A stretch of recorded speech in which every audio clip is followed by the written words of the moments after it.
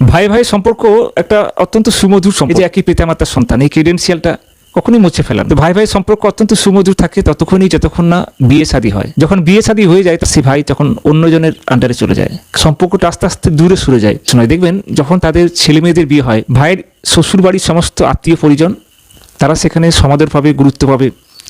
আর ভাইয়ের যে আত্মীয় পরিজন তারা অনেকটাই দূরে থাকবে, তারা আশ্রিতা হিসেবে সেখানে বসে থাকবে, তাদের গুরুত্ব একেবারে ক্ষীণ। একই পিতামাতার সন্তান, তারই ছেলের বিয়ে, সেই বিয়েতে সেই তারই ভাই বোন তারা দূরে থাকবে, তাদের সমাদর কম। দাদার শ্বশুরবাড়ির সমস্ত আত্মীয় পরিজন থেকে শুরু করে 14 পুরুষ সেখানে সেই বিয়েতে তারা সমস্ত কিছু রাজত্ব। এই ধরনের যে মন মানসিকতা, মেন্টালিটি, এটা শুধুমাত্র একজনের নয়, এটা চলে আসছে, এটা একটা রীতি হয়ে গেছে, এটা একটা প্রথা। এই ধরনের মেন্টালিটি, মানসিকতা থেকে দূরে থাকুন এবং তাদেরকেও যথেষ্ট সমাদর করুন, কারণ হিসাব দিতে হবে।